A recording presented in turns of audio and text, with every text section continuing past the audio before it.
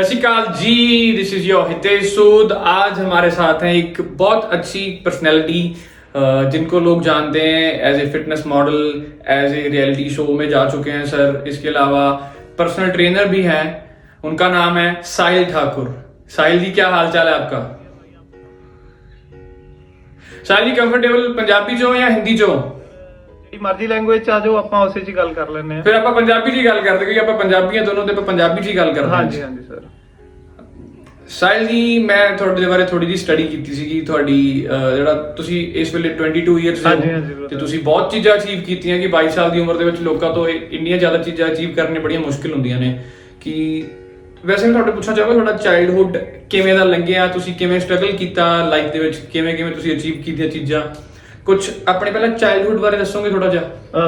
Brother, childhood ਦੇ ਵਿੱਚ ਮਤਲਬ ਜਿਵੇਂ ਆਪਾਂ ਕਹਿ ਦਈਏ ਕਿ ਸਾਡਾ ਜਿਹੜਾ ਮਤਲਬ ਮੇਰਾ ਬਚਪਨ ਸੀਗਾ ਬੜਾ ਹੀ ਥੋੜਾ ਮਾੜਾ ਨਿਕਲਿਆ ਸੀਗਾ, ਕਿਉਂਕਿ ਕਿਉਂਕਿ ਇੱਕ ਨਾ ਬੜੀ ਪੂਅਰ ਫੈਮਿਲੀ ਤੋਂ ਬਿਲੋਂਗ ਕਰਦਾ ਆ। ਤੇ ਅੱਛਾ ਜੀ। ਮੈਨੂੰ ਸਟੱਡੀ ਕਰਨ ਦਾ ਵੀ ਪ੍ਰੋਪਰ ਮੌਕਾ ਨਹੀਂ ਮਿਲਿਆ, ਠੀਕ ਹੈ। ਤੇ ਅੱਜ ਵੀ ਮੈਂ ਜੋ ਵੀ ਸਟੈਂਡ ਆ ਮੇਰੇ ਮੰਮਾ ਕਰਕੇ ਤੇ ਮੇਰੇ ਵੱਡੇ ਬ੍ਰਦਰ ਕਰਕੇ ਸਟੈਂਡ ਆ। ਤੇ ਮੇਰੇ ਪਾਪਾ ਥੋੜੇ ਬਿਮਾਰ ਸੀਗੇ, ਦਾ ਮਤਲਬ ਲੀਵਰ ਦੀ ਪ੍ਰੋਬਲਮ ਸੀਗੀ, ਜਿਹਦੇ ਕਰਕੇ ਕਿ ਮਤਲਬ ਬਹੁਤ ਜ਼ਿਆਦਾ ਪੈਸੇ ਜਿੱਦਾਂ ਮੇਰੇ ਬ੍ਰਦਰ ਅਰਨ ਕਰਦੇ ਸੀਗੇ ਤਾਂ ਉਹਨਾਂ ਦੇ ਉੱਪਰ ਹੀ ਸਾਰਾ ਖਰਚਾ ਹੁੰਦਾ ਸੀਗਾ। ਤੇ ਬਾਕੀ ਹੌਲੀ ਹੌਲੀ ਜਿੱਦਾਂ ਮੇਰੇ ਮੰਮਾ ਨੇ ਮਤਲਬ ਬਹੁਤ ਮੁਸ਼ਕਿਲਾਂ ਦੇ ਨਾਲ ਸਾਡੇ ਮਦਰ ਨੇ ਸਾਨੂੰ ਮਤਲਬ ਇੱਥੇ ਤੱਕ ਅੱਜ ਪਹੁੰਚਾਇਆ ਹੈ, ਠੀਕ ਹੈ। ਮੈਂ ਰੱਬ ਦਾ ਸ਼ੁਕਰ ਕਰਦਾ ਕਿ ਮੰਮਾ ਸਾਡੇ ਨੇ ਕਿ ਸਾਨੂੰ ਇਸ ਲਾਇਕ ਬਣਾਇਆ ਹੈ ਕਿ ਅਸੀਂ ਅੱਜ ਤੱਕ ਮਤਲਬ ਬਹੁਤ ਕੁਝ ਮਤਲਬ ਮੈਂ ਕਹਿੰਦਾ ਕਿ ਬਾਬਾ ਜੀ ਨੇ ਸਾਨੂੰ ਜੋ ਵੀ ਅਸੀਂ ਅੱਜ ਤੱਕ ਕੀਤਾ ਬਾਬਾ ਜੀ ਨੇ ਹੱਥ ਤੋਂ ਵੱਧ ਕੇ ਦਿੱਤਾ ਆ। ਤੇ ਮੈਂ ਸ਼ੁਕਰ ਕਰਦਾ ਉਸ ਰੱਬ ਦਾ ਕਿ ਉਹਨਾਂ ਨੇ ਸਾਨੂੰ ਇੱਥੇ ਤੱਕ ਪਹੁੰਚਾਇਆ। ਮੈਂ ਲੱਗ ਰਿਹਾ ਪਤਾ ਵੀ ਤੁਸੀਂ ਆਪਣੇ ਮਦਰ ਨੂੰ ਕਿੰਨਾ ਪਿਆਰ ਕਰਦੇ ਹੋ ਤੇ ਆਪਣੀ ਫੈਮਿਲੀ ਨੂੰ ਕਿੰਨਾ ਪਿਆਰ ਕਰਦੇ ਹੋ। ਚੰਗੀ ਗੱਲ ਹੈ ਸਰ। ਬਹੁਤ ਘੱਟ ਲੋਕ ਨੇ ਕਿ ਲਾਈਫ ਦੇ ਵਿੱਚ ਕੁਝ ਵੱਡਾ ਅਚੀਵ ਕਰਨ ਤੋਂ ਬਾਅਦ ਕਿ ਆਪਣੀ ਫੈਮਿਲੀ ਨੂੰ ਵੀ ਨਾਲ ਰੱਖਦੇ ਨੇ। ਬਹੁਤ ਚੰਗੀ ਗੱਲ ਹੈ। ਤੁਹਾਡੀ ਫੈਮਿਲੀ ਦੇ ਵਿੱਚ ਕੌਣ ਕੌਣ ਹੈ? ਮੇਰੀ ਫੈਮਿਲੀ ਦੇ ਵਿੱਚ ਮੇਰੇ ਮਦਰ ਤੇ ਮੇਰੇ ਵੱਡੇ ਭਰਾ ਤੇ ਮੇਰੇ ਭਾਬੀ ਨੇ, ਤੇ ਵੱਡੇ ਸਿਸਟਰ ਆ ਮੇਰੇ, ਉਹ ਮੈਰਿਡ ਨੇ। Okay sir, okay. ਬਹੁਤ ਖੁਸ਼ੀ ਹੋਈ ਸਰ ਇਸ ਚੀਜ਼ ਨੂੰ ਜਾਣ ਕੇ ਕਿ ਤੁਸੀਂ ਬਹੁਤ ਸਟਰਗਲ ਕੀਤਾ। ਤੁਹਾਡੇ ਮਦਰ ਨੇ ਤੁਹਾਨੂੰ ਹੈਲਪ ਕੀਤੀ ਹਰ ਇੱਕ ਚੀਜ਼ ਦੇ ਵਿੱਚ ਅੱਗੇ ਜਾਣ ਲਈ, ਤੁਹਾਡੇ ਬ੍ਰਦਰ ਨੇ ਤੁਹਾਨੂੰ ਹੈਲਪ ਕੀਤੀ। ਹਾਂਜੀ, ਥੈਂਕ ਯੂ। ਕਿਉਂਕਿ ਪੇਰੈਂਟਸ ਤੋਂ ਬਿਨਾਂ ਕੁਝ ਨਹੀਂ ਹੁੰਦਾ, ਫਿਰ ਵੀ ਮਾਂ ਤਾਂ ਰੱਬ ਦਾ ਰੂਪ ਹੁੰਦੀ ਹੈ ਜੀ। ਹਾਂਜੀ। ਐਂਡ ਸੈਕਿੰਡ ਥਿੰਗ ਸਰ, ਇੱਕ ਇਹ ਚੀਜ਼ ਕਿ ਜਦੋਂ ਤੁਸੀਂ ਥੋੜਾ ਜਿਹਾ ਵੱਡੇ ਹੋਏ, ਜਦੋਂ ਤੁਹਾਨੂੰ ਥੋੜੀ ਸੁਰਤ ਸਮਝੀ ਤੁਸੀਂ, ਤਾਂ ਫਿਰ ਉਸ ਤੋਂ ਬਾਅਦ ਤੁਸੀਂ ਕਿਵੇਂ ਘਰਦਿਆਂ ਦਾ ਹੱਥ ਵਟਾਇਆ ਜਾਂ ਮਤਲਬ ਟੀਨੇਜ ਦੇ ਵਿੱਚ ਤੁਸੀਂ ਕੀ ਕੀਤਾ? ਬ੍ਰਦਰ, ਟੀਨੇਜ ਤੋਂ ਪਹਿਲਾਂ ਹੀ ਬਹੁਤ ਕੁਝ ਮਤਲਬ ਨਾ ਜਿਵੇਂ ਲੋਕਾਂ ਨੇ ਦੁਨੀਆ ਨੇ ਸਿਖਾਤਾ ਸੀ। ਛੋਟੇ ਹੁੰਦੇ ਹੀ ਨਾ ਮੈਂ ਜਦੋਂ 8th 9th ਕਲਾਸ ਦੇ ਵਿੱਚ ਪੜ੍ਹਦਾ ਹੁੰਦਾ ਸੀ, ਤੇ ਜਦੋਂ ਜੇਬ ਦੇ ਵਿੱਚ ਪੈਸੇ ਨਹੀਂ ਹੁੰਦੇ ਸੀਗੇ ਨਾ, ਤਾਂ ਬੜਾ ਮਤਲਬ ਫੀਲ ਹੁੰਦਾ ਸੀ ਆਪਣੇ ਆਪ ਨੂੰ ਕਿ ਜਦੋਂ ਲੋਕਾਂ ਦੇ ਬੱਚਿਆਂ ਨੇ ਮਤਲਬ ਕੋਈ ਵੀ ਚੀਜ਼ ਲੈ ਕੇ ਖਾਣੀ ਜਾਂ ਕੁਝ, ਸਾਡੀ ਜੇਬ 'ਚ ਪੈਸੇ ਨਹੀਂ ਹੁੰਦੇ ਸੀਗੇ। ਤੇ ਫਿਰ ਕੀ ਕੀਤਾ ਆਪਾਂ, ਆਪਣੇ ਮੇਰੇ ਮਦਰ ਤੋਂ ਮਤਲਬ ਪਰਮਿਸ਼ਨ ਲੈ ਕੇ ਆਪਾਂ ਨਾ ਜਿਵੇਂ ਰੇਤਾ ਦੀਆਂ ਟਰਾਲੀਆਂ ਭਰਦੇ ਹੁੰਦੇ ਸੀ ਛੋਟੇ ਹੁੰਦੇ, ਤੇ ਉਹ ਰੇਤਾ ਦੀਆਂ ਟਰਾਲੀਆਂ ਅਸੀਂ ਰਾਤ ਨੂੰ ਭਰਨੀਆਂ, ਤੇ ਮੈਨੂੰ ਇੱਕ ਟਰਾਲੀ ਦੇ 80 ਰੁਪਏ ਮਿਲਦੇ ਹੁੰਦੇ ਸੀ ਭਰਨ ਦੇ। ਤੇ ਰਾਤ ਨੂੰ 4-4 5-5 ਟਰਾਲੀਆਂ ਭਰਨੀਆਂ, ਤੇ ਮਤਲਬ 6-6 ਵਜੇ ਤੱਕ ਆਪਾਂ ਲੱਗੇ ਰਹਿਣਾ, ਕਿਉਂਕਿ ਇੱਕ ਟਰਾਲੀ ਭਰਨ 'ਚ ਬੜਾ ਟਾਈਮ ਲੱਗਦਾ, 2-2 ਘੰਟੇ ਟਰਾਲੀ ਭਰਨ 'ਚ ਟਾਈਮ ਲੱਗ ਜਾਂਦਾ ਸੀ। ਬਿਲਕੁਲ। ਤੇ ਉੱਥੋਂ ਹੀ ਮਤਲਬ ਨਾ ਮੈਨੂੰ ਪੈਸੇ ਕਮਾਉਣ ਦਾ ਤੇ ਮਤਲਬ ਮੈਂ ਤੁਹਾਨੂੰ ਕਹਾਂ ਕਿ ਕੁਝ ਅਚੀਵ ਕਰਨ ਦਾ, ਲੋਕਾਂ ਨੂੰ ਆਪਣੇ ਆਪ ਨੂੰ ਸ਼ੋਅ ਕਰਨ ਦਾ ਮੈਨੂੰ ਚਸਕਾ ਪੈ ਗਿਆ ਸੀਗਾ ਕਿ ਹਾਂ ਕਿ ਮੈਂ ਕੁਝ ਕਰਕੇ ਦਿਖਾਉਣਾ ਆ ਸਾਰਿਆਂ ਨੂੰ। ਤੇ ਉੱਥੋਂ ਹੀ ਮੇਰੀ ਜਿਹੜੀ ਸੀਗੀ ਸਾਰੀ ਜਰਨੀ ਸਟਾਰਟ ਹੋਈ। ਬੜੀਆਂ ਔਕੜਾਂ ਆਈਆਂ ਮੇਰੇ ਲਾਈਫ ਦੇ ਵਿੱਚ, ਬਟ ਹਾਂ ਕਿ ਅੱਜ ਮੈਂ ਇੱਕ ਵਧੀਆ ਲੈਵਲ ਤੇ ਬੈਠਾ ਹੋਇਆ। ਬਿਲਕੁਲ, ਤੁਸੀਂ ਸਾਰਾ ਛੋਟੇ ਹੁੰਦੇ ਤੋਂ ਲੈ ਕੇ ਹੁਣ ਤੱਕ ਖੁਦ ਹੀ ਸਟਰਗਲ ਕੀਤਾ ਹੈ, ਖੁਦ ਮਿਹਨਤ ਕੀਤੀ ਹੈ, ਕਿਸੇ ਦਾ ਹੱਥ ਫੜ ਕੇ ਨਹੀਂ ਤੁਹਾਨੂੰ ਕਿਸੇ ਨੇ ਚੱਕਿਆ। ਤੁਸੀਂ ਮਿਹਨਤ ਕਰਤੀ ਤਾਂ ਹੀ ਤੁਸੀਂ ਇਸ ਵੇਲੇ ਇਸ ਮੁਕਾਮ ਤੇ ਪਹੁੰਚੇ ਹੋ। ਬਹੁਤ ਖੁਸ਼ੀ ਹੈ ਕਿ ਤੁਹਾਡੇ ਨਾਲ ਮੈਂ ਗੱਲ ਕਰ ਰਿਹਾ ਇਸ ਵੇਲੇ, ਤੇ ਮੇਰੇ ਲਈ ਵੀ ਬਹੁਤ ਵੱਡੀ ਗੱਲ ਹੈ। Thank you brother. ਸਰ ਮਤਲਬ ਤੁਹਾਨੂੰ ਮਤਲਬ ਤੁਸੀਂ ਕਹਿੰਦੇ ਨਾ ਵੀ ਮੈਂ ਬਹੁਤ ਘੱਟ ਸਟੱਡੀ ਕੀਤੀ, ਮਤਲਬ ਫਿਰ ਵੀ ਤੁਸੀਂ ਕੁਆਲੀਫਿਕੇਸ਼ਨ ਤੁਹਾਡੀ ਕੀ ਹੈ? ਮੈਂ 10th ਕੀਤੀ ਹੋਈ ਹੈ। 10th ਤੋਂ ਬਾਅਦ ਮੈਂ ਸਿਵਲ ਇੰਜੀਨੀਅਰਿੰਗ ਦਾ ਡਿਪਲੋਮਾ ਕੀਤਾ ਸੀ, ਤੇ ਉਹ ਵੀ ਮਤਲਬ ਜਿਵੇਂ ਮੈਂ ਕਹਾਂ ਕਿ ਅੱਧ ਦੇ ਵਿੱਚ ਆ ਕੇ ਮਤਲਬ ਜਿੱਦਾਂ ਹੁਣ ਕਹਾਂ ਕਿ ਘਰ ਦੇ ਵੀ ਕਿੰਨੀ ਦੇਰ ਤੱਕ ਕਰਦੇ ਹਨਾ, ਤੇ ਫਿਰ ਮੈਂ ਜੌਬ ਕਰਨ ਲੱਗ ਗਿਆ ਸੀਗਾ। ਬਿਲਕੁਲ। ਤੇ ਮਤਲਬ ਮੇਰਾ ਸਮੈਸਟਰ ਕਿਸ ਚੀਜ਼ ਦੀ ਜੌਬ ਕਰਨ ਲੱਗੇ ਸੀ? ਮੈਂ ਟ੍ਰੇਨਿੰਗ ਲਗਾਈ ਸੀਗੀ ਪਹਿਲਾਂ ਹੀ ਇਹੀ ਸਿਵਲ ਦੇ ਵਿੱਚ, ਤੇ ਉਹਦੇ ਵਿੱਚ ਹੀ ਮੈਂ ਫਿਰ ਅੱਗੇ ਜੌਬ ਕਰਨ ਲੱਗਿਆ ਸੀ, ਤੇ ਮੇਰੀ 7000 ਰੁਪਏ ਸੈਲਰੀ ਲੱਗੀ ਸੀ। ਤੇ ਫਿਰ ਮੈਂ ਉੱਥੇ ਫਿਰ ਮਤਲਬ 2-3 ਸਾਲ ਕੰਮ ਕੀਤਾ। ਫਿਰ ਉਹਨਾਂ ਨੇ ਮਤਲਬ ਮੇਰਾ ਜਿਵੇਂ ਮਤਲਬ ਇੱਕ ਦੇਖਿਆ ਕਿ ਹਾਂ ਕਿ ਮੁੰਡੇ ਦੀ ਲਗਨ ਹੈਗੀ ਵਧੀਆ, ਤੇ ਉਹਨਾਂ ਨੇ ਮੇਰੀ ਸੈਲਰੀ ਇਨਕਰੀਜ਼ ਕਰਤੀ ਸੀਗੀ। ਬਹੁਤ ਅੱਛੀ ਗੱਲ ਹੈ ਸਰ ਕਿ ਤੁਸੀਂ ਉਸ ਸਟੱਡੀ ਦੇ ਨਾਲ ਨਾਲ ਆਪਣੀ ਜੌਬ ਸਟਾਰਟ ਕਰ ਲਈ ਸੀ। ਹਾਂਜੀ। ਤੇ ਸਰ ਇਸ ਵੇਲੇ ਅਗਰ ਆਪਾਂ ਦੇਖੀਏ ਕਿ ਮੈਂ ਤੁਹਾਡੇ ਦੇਖੇ ਬਹੁਤ ਤੁਸੀਂ ਟਾਈਟਲ ਜਿੱਤੇ ਹੋਏ ਨੇ, ਜਿਵੇਂ mister Mohali 2017, mister Chandigarh, mister Hoshiarpur, mister classic Punjab 2019 ਬਰਾਊਨਸ ਰਹਿ ਚੁੱਕੇ ਹੋ ਤੁਸੀਂ। ਹਾਂਜੀ। ਤੇ ਇਹ ਕਿਵੇਂ ਇੱਕਦਮ ਕਿੱਦਾਂ ਇੱਕ ਬੰਦਾ ਛੋਟੀ ਫੈਮਿਲੀ ਤੋਂ ਉੱਠ ਕੇ ਮਿਹਨਤ ਕਰ ਰਿਹਾ, ਜੌਬ ਕਰ ਰਿਹਾ, ਉਸ ਤੋਂ ਬਾਅਦ ਇੱਕਦਮ ਇਸ ਲਾਈਨ ਦੇ ਵਿੱਚ ਕਿਵੇਂ? ਬ੍ਰਦਰ ਗੱਲ ਹੈਗੀ ਆ 2016 ਦੇ ਤਕਰੀਬਨ ਦੀ। ਇਹਨੂੰ ਮੈਂ ਨਾ ਇੱਕ ਜਿਮ ਦੇ ਵਿੱਚ ਬੈਠਾ ਹੋਇਆ ਸੀਗਾ, ਮਤਲਬ ਮੈਂ ਕਹਿ ਤਾਂ ਸਕਦਾ ਕਿ ਮੇਰੇ ਰਿਲੇਟਿਵਸ ਦੇ ਕਿਸੇ ਜਿਮ ਸੀਗਾ, ਤੇ ਉੱਥੇ ਕੋਈ ਟ੍ਰੇਨਰ ਸੀਗਾ ਮੁੰਡਾ। ਤੇ ਗੱਲ ਥੋੜੀ ਲੰਬੀ ਹੋ ਜਾਊਗੀ ਤੇ ਥੋੜਾ ਧਿਆਨ ਨਾਲ ਸੁਣ ਲਿਓ, ਹਨਾ। ਕੋਈ ਇਸ਼ੂ ਨਹੀਂ ਬ੍ਰਦਰ, ਆਪਾਂ ਤੁਹਾਡੇ ਲਈ ਟਾਈਮ ਕੱਢਿਆ। ਤੇ ਮੈਂ ਉਸ ਜਿਮ ਦੇ ਵਿੱਚ ਬੈਠਾ, ਤੇ ਜਿਹੜਾ ਜਿਮ ਦਾ ਮੇਨ ਟ੍ਰੇਨਰ ਸੀਗਾ ਉਹਨਾਂ ਨੇ ਮੈਨੂੰ ਬੋਲਿਆ ਕਿ ਸਾਹਿਲ ਕਿ ਤੁਸੀਂ ਇਹਨੂੰ ਮੁੰਡੇ ਨੂੰ ਨਾ ਵਰਕਆਊਟ ਕਰਵਾ ਦਿਓ। ਤੇ ਮਤਲਬ ਐਕਚੁਅਲ ਚ ਅਸੀਂ ਇਹ ਮਤਲਬ ਟ੍ਰੇਨਿੰਗ ਲਾਈਨ ਦੇ ਵਿੱਚ ਇਹ ਹੁੰਦਾ ਕਿ ਫਸਟ ਦੇ ਵਿੱਚ ਕਦੇ ਲੈਗਸ ਦਾ ਵਰਕਆਊਟ ਨਹੀਂ ਕਰਵਾਉਂਦੇ। ਤੇ ਅੱਛਾ ਜੀ। ਉਹਨਾਂ ਨੇ ਮੈਨੂੰ ਕਹਿਤਾ ਕਿ ਤੂੰ ਨਾ ਇਹਨਾਂ ਨੂੰ ਸਕੁਐਟਸ ਵੀ ਕਰਵਾ ਦੇਣੀ ਆ, ਤੇ ਮੈਂ ਸਕੁਐਟਸ ਕਰਵਾਉਣ ਲੱਗ ਗਿਆ। ਠੀਕ ਹੈ। ਤੇ ਉਹਨਾਂ ਨੇ ਸਕੁਐਟਸ ਕਰਵਾਈਆਂ ਜਦੋਂ, ਤੇ ਦੂਜਾ ਜਿਹੜਾ ਉਹਨਾਂ ਦਾ ਜੂਨੀਅਰ ਟ੍ਰੇਨਰ ਸੀਗਾ, ਤੇ ਉਹਨੇ ਆ ਕੇ ਮੇਰੇ ਨਾਲ ਬਹਿਸ ਪਿਆ ਕਿ ਤੂੰ ਯਾਰ ਕਿ ਇਹਨੂੰ ਫਸਟ ਡੇ ਵਰਕਆਊਟ ਕਿਉਂ, ਲੈਗ ਦਾ ਵਰਕਆਊਟ ਕਿਉਂ ਕਰਵਾ ਰਿਹਾ। ਤੇ ਮੈਂ ਉਹਨੂੰ ਕਿਹਾ, ਮੈਂ ਕਿਹਾ ਬਈ ਮੈਨੂੰ ਵੱਡੇ ਭਾਜੀ ਨੇ ਕਿਹਾ ਕਿ ਤੂੰ ਵਰਕਆਊਟ ਕਰਵਾ ਦੇ। ਤੇ ਉਹ ਮੇਰੇ ਨਾਲ ਬੈਂਸ ਦੇ ਚੱਕਰ ਵਿੱਚ, ਮੈਂ ਉਸ ਟਾਈਮ ਛੋਟਾ ਸੀਗਾ ਕਿਉਂਕਿ ਹੁਣ ਮੈਂ 22 ਸਾਲ ਦਾ, ਤੇ ਉਦੋਂ ਮੈਂ ਅੱਜ ਤੋਂ 2016 ਦੇ ਵਿੱਚ ਤੇ ਮੈਂ 18-19 ਸਾਲ ਦਾ ਸੀਗਾ, ਤੇ ਉਹਨੇ ਮੇਰੇ ਬੰਦੇ ਨੇ ਥੱਪੜ ਮਾਰਤਾ। ਤੇ ਮੈਨੂੰ ਅੱਛਾ ਜੀ। ਤੇ ਮੈਨੂੰ ਕਹਿੰਦਾ ਤੇਰੀ ਔਕਾਤ ਕੀ ਹੈ, ਕਹਿੰਦਾ ਤੂੰ ਕਹਿੰਦਾ ਮੇਰੇ ਮੂਹਰੇ ਬੋਲਿਆ, ਕਹਿੰਦਾ ਤੈਨੂੰ ਜਿਮ ਦੇ ਬਾਰੇ ਪਤਾ ਕੀ ਹੈ। ਤੇ ਚਲੋ ਉੱਥੇ ਤਾਂ ਮੈਂ ਜਵਾਬ ਨਹੀਂ ਦਿੱਤਾ ਕਿਉਂਕਿ ਮੇਰੇ ਫਾਦਰ ਸਾਹਿਬ ਕਹਿੰਦੇ ਹੁੰਦੇ ਸੀਗੇ ਕਿ ਕਿਸੇ ਨੂੰ ਬੋਲ ਕੇ ਨਹੀਂ ਕਹੀਦਾ ਹੁੰਦਾ, ਕਰਕੇ ਦਿਖਾਈਦਾ ਹੁੰਦਾ। ਤੇ ਬਿਲਕੁਲ ਉੱਥੋਂ ਮੈਂ ਆ ਗਿਆ, ਤੇ ਉੱਥੇ ਨਾ ਮੈਂ ਜਦੋਂ ਮਤਲਬ ਆਪਣੇ ਨਾ ਦਿਮਾਗ ਦੇ ਵਿੱਚ ਸੋਚਿਆ ਕਿ ਹਾਂ ਬਈ ਨਹੀਂ, ਇਸ ਬੰਦੇ ਨੂੰ ਕੁਝ ਕਰਕੇ ਦਿਖਾਣਾ। ਫਿਰ ਹਾਂਜੀ, ਮੈਂ ਇੱਕ ਜਿਮ ਦੇ ਵਿੱਚ ਐਜ਼ ਅ ਮੈਂ ਹੈਲਪਰ ਹੁੰਦੇ ਆ ਜਿਵੇਂ ਉਦਾਂ ਕੰਮ ਕਰਦਾ ਸੀਗਾ, ਤੇ ਉੱਥੇ ਪਹਿਲੀ ਸਟੇਜ ਇਹੀ ਹੁੰਦੀ ਹੈ। ਹਾਂ, ਪਾਰਟ ਟਾਈਮ ਦੇ ਵਿੱਚ ਕੰਮ ਕਰਦਾ ਸੀ। ਤੇ ਉੱਥੇ ਇੱਕ ਨਾ ਸਟੂਡੈਂਟ ਆਂਦਾ ਹੁੰਦਾ ਸੀਗਾ ਕੋਈ, ਤੇ ਉਹ ਨਾ ਮਤਲਬ 108-9 ਕਿਲੋ ਦਾ ਸੀਗਾ, ਤੇ ਉਹਨੇ ਮਹੀਨੇ ਦੇ ਵਿੱਚ ਘੱਟੋ ਘੱਟ ਨਹੀਂ ਤੇ 16-17 ਕਿਲੋ weight ਲੂਜ਼ ਕਰ ਲਿਆ।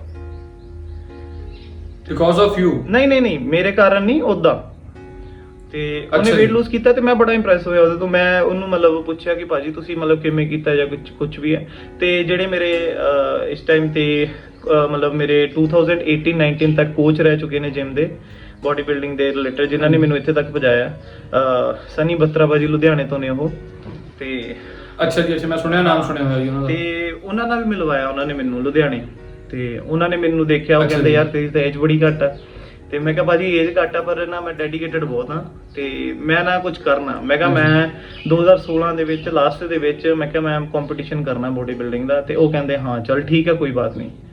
ਤੇ ਉਹਨਾਂ ਦੀ ਅੰਡਰ ਗਾਈਡੈਂਸ ਮੈਂ ਸਾਰਾ ਕੁਝ ਕੀਤਾ, ਉਹਨਾਂ ਨੇ ਬਹੁਤ ਵਧੀਆ ਮੈਨੂੰ ਗਾਈਡ ਕੀਤਾ। ਤੇ ਮਤਲਬ ਮੈਂ ਕਹਿ ਸਕਦਾ ਕਿ ਮੇਰੀ ਲਾਈਫ ਦੇ ਬੈਸਟ ਐਵਰ ਕੋਚ ਨੇ ਉਹ। ਤੇ ਮਤਲਬ ਕਿਉਂਕਿ ਪੈਸੇ ਘੱਟ ਹੋਣ ਦੇ ਕਰਕੇ, ਕਿਉਂਕਿ ਤੁਹਾਨੂੰ ਪਤਾ ਬੋਡੀ ਬਿਲਡਿੰਗ ਜਿਹੜੀ ਹੈ ਗੇਮ ਹੈਗੀ ਪੈਸੇ ਦੀ, ਬਟ ਉਹਨਾਂ ਨੇ ਮਤਲਬ ਬਹੁਤ ਘੱਟ ਪੈਸੇ ਦੇ ਵਿੱਚ ਮਤਲਬ ਮੈਨੂੰ ਜਿਹੜੀ ਹੈ ਕਿ ਮੈਨੂੰ ਇਸ ਮੁਕਾਮ ਤੱਕ ਪਹੁੰਚਾਇਆ। ਤੇ ਜਦੋਂ ਮੈਂ ਮਿਸਟਰ ਮੋਹਾਲੀ 2016 ਦੇ ਵਿੱਚ ਖੇਡਿਆ ਤੇ ਮੇਰੀ ਕੋਈ ਪਲੇਸ ਨਹੀਂ ਪਈ ਸੀਗੀ, ਮੇਰੀ 4th-5th ਪਲੇਸ ਪਈ ਸੀਗੀ। ਤੇ ਫਿਰ ਦਸੰਬਰ ਦੇ ਵਿੱਚ 24 ਦਸੰਬਰ ਨੂੰ ਮੇਰਾ ਫਿਰ ਇੱਕ ਕੰਪੀਟੀਸ਼ਨ ਆਇਆ ਸੀਗਾ ਮਿਸਟਰ ਮੋਹਾਲੀ ਦਾ ਹੀ। ਤੇ ਉਦੋਂ ਤੱਕ ਮੇਰੀ ਪ੍ਰੈਪ ਮਤਲਬ ਬਹੁਤ ਵਧੀਆ ਚੱਲ ਗਈ ਸੀਗੀ। ਤੇ ਉੱਥੇ weight ਕੈਟਾਗਰੀ ਦੇ ਵਿੱਚ ਮੈਂ ਫਿਰ 골ਡ ਮੈਡਲ ਜਿੱਤਿਆ ਸੀਗਾ। ਤੇ ਓਕੇ ਜੀ, ਉਸ ਤੋਂ ਬਾਅਦ ਮਿਸਟਰ ਚੰਡੀਗੜ੍ਹ? ਹਾਂ, ਉਸ ਤੋਂ ਬਾਅਦ ਮਿਸਟਰ ਚੰਡੀਗੜ੍ਹ, ਮਿਸਟਰ ਹੁਸ਼ਿਆਰਪੁਰ, ਮੈਂ ਮਿਸਟਰ ਸੰਗਰੂਰ, ਮਤਲਬ ਬੈਕ ਟੂ ਬੈਕ ਕਰੀ ਗਿਆ। ਤੇ ਫਿਰ ਜਦੋਂ ਆਪਣਾ ਨਾ ਹੁਸ਼ਿਆਰਪੁਰ ਦੇ ਕੋਲ ਆਪਣਾ ਮਿਸਟਰ ਕਲਾਸਿਕ ਪੰਜਾਬ ਹੋਇਆ ਸੀ, ਤੇ ਜਿਹੜੇ ਮੁੰਡੇ ਨੇ ਮੇਰੇ ਥੱਪੜ ਮਾਰਿਆ ਸੀ ਤੇ ਉਹ ਵੀ ਉੱਥੇ ਖੇਡਣ ਆਇਆ ਹੋਇਆ ਸੀਗਾ, ਤੇ ਮੈਂ ਵੀ ਖੇਡਣ ਗਿਆ ਹੋਇਆ ਸੀ ਉੱਥੇ। ਤੇ ਉੱਥੇ ਸਾਡਾ ਨਾ ਮੇਲ ਹੋਇਆ ਸੀਗਾ। ਤੇ ਉਹਨੇ ਜਦੋਂ ਮੇਰਾ ਬੋਡੀ ਸਟਰਕਚਰ ਦੇਖਿਆ ਤੇ ਉਹ ਮਤਲਬ ਹੈਰਾਨ ਹੋ ਗਿਆ ਸੀ ਦੇਖ ਕੇ ਕਿ ਸਾਹਿਲ ਠਾਕੁਰ ਆ ਜਿਹੜਾ ਉਹ ਮਤਲਬ ਇੱਥੇ ਤੱਕ ਪਹੁੰਚ ਗਿਆ ਹੋਇਆ। ਤੇ ਉਹਨੇ ਇਹੀ ਸਪਿਰਿਟ ਸੀਗੀ, action speaks louder than word. ਹਾਂਜੀ। ਤੇ ਉਸ ਟਾਈਮ ਮੈਨੂੰ ਆਪਣੇ ਪਾਪਾ ਦੀ ਕਈ ਗੱਲ ਯਾਦ ਆ ਗਈ। ਮੈਂ ਕਿਹਾ ਨਹੀਂ, ਅੱਜ ਮੈਂ ਕੁਝ ਕਰਕੇ ਦਿਖਾਤਾ, ਤੇ ਅੱਗੇ ਵੀ ਬਹੁਤ ਕੁਝ ਕਰਨਾ ਆ। ਤੇ ਜਦੋਂ ਫਿਰ ਉਸ ਬੰਦੇ ਨੇ ਮੇਰੇ ਨਾਲ ਫੋਟੋ ਖਿਚਾਈ ਨਾ ਕਿ ਭਾਜੀ ਮੈਂ ਤੁਹਾਡੇ ਨਾਲ ਫੋਟੋ ਖਿਚਵਾਣੀ ਹੈ, ਤੇ ਮਤਲਬ ਇੱਕ ਜਿਹੜੀ ਅੰਦਰੋਂ ਖੁਸ਼ੀ ਹੋਈ। ਤੇ ਮਤਲਬ ਕਹਿੰਦੇ ਆ ਨਾ ਕਿ ਵੱਡਿਆਂ ਦੀ ਕਹੀ ਹੋਈ ਗੱਲ ਨੇ ਮਤਲਬ ਅਸਰ ਦਿਖਾਤਾ। ਤੇ ਮੈਨੂੰ ਉਦੋਂ ਫੀਲ ਹੋਇਆ ਕਿ ਹਾਂ ਚੱਲ ਮੇਰੇ ਪਾਪਾ ਅੱਜ ਮੇਰੇ ਨਾਲ ਤਾਂ ਨਹੀਂ। ਉਸ ਟਾਈਮ ਤੁਸੀਂ ਲੜ ਪੈਂਦੇ ਜਾਂ ਤੁਹਾਡੇ ਮਨ 'ਚ ਇਹ ਗੱਲ ਰਹਿੰਦੀ ਕਿ ਹਾਂ ਯਾਰ ਮੈਂ ਕੁਝ ਨਾ ਕੁਝ ਕਰਨਾ, ਕਹਿੰਦਾ ਨਾ ਉਹ ਫਿਰ ਉਸ ਟਾਈਮ ਜ਼ਰੂਰੀ ਹੈ। ਇਹ ਹੋ ਜਾਣਾ ਸੀਗਾ ਕਿ ਮੈਂ ਹਾਂ ਆਪਣੀ ਪੜਾਸ ਕੱਢ ਲਈ, ਬਟ ਮੈਂ ਪੜਾਸ ਜਿਹੜੀ ਕੱਢੀ ਆ ਉਹ ਆਪਣਾ ਕਰਕੇ ਹਨਾ ਅਚੀਵ ਕਰਕੇ ਕੱਢੀ। ਤੇ ਉਸ ਟਾਈਮ ਉਹ ਬੰਦੇ ਨੇ ਮੇਰੇ ਤੋਂ ਸੌਰੀ ਵੀ ਮੰਗੀ ਕਿ ਸਾਹਿਲ ਬਾਈ ਸੌਰੀ, ਮੈਂ ਮਤਲਬ ਤੈਨੂੰ ਥੱਪੜ ਮਾਰਿਆ ਸੀ ਉਸ ਟਾਈਮ ਤੇ। ਮੈਂ ਕਿਹਾ ਚੱਲ ਵੀਰੇ ਕੋਈ ਚੱਕਰ ਨਹੀਂ, ਮੈਂ ਕਿਹਾ ਪਰ ਅੱਗੇ ਤੋਂ ਕਿਸੇ ਨੂੰ ਵੀ ਨਾ ਮੈਂ ਕਿਹਾ ਜੱਜ ਨਹੀਂ ਕਰਨਾ। ਤੇ ਮੈਂ ਕਿਹਾ ਇਸ ਟਾਈਮ ਮੈਂ ਕਿਹਾ ਮੈਂ ਲੈਵਲ 3 ਤੇ ਲੈਵਲ 4 ਸਰਟੀਫਾਈਡ ਟ੍ਰੇਨਰ ਹਾਂ। ਤੇ ਮੈਂ ਕਿਹਾ ਮੈਂ ਜਿਹੜੀ ਸਟੱਡੀਜ਼ ਆ ਮੈਂ ਕਿਹਾ ਮੈਂ ਜਿਹੜੀਆਂ ਕੀਤੀਆਂ ਹੋਈਆਂ ਮੈਂ ਕਿਹਾ ਵੱਡੀ ਜਿਮ 'ਚ ਜਾ ਕੇ ਪੁੱਛ ਲਈ ਕਿ ਸਾਹਿਲ ਠਾਕੁਰ ਫਿਟਨੈਸ ਟ੍ਰੇਨਰ ਕੌਣ ਆ।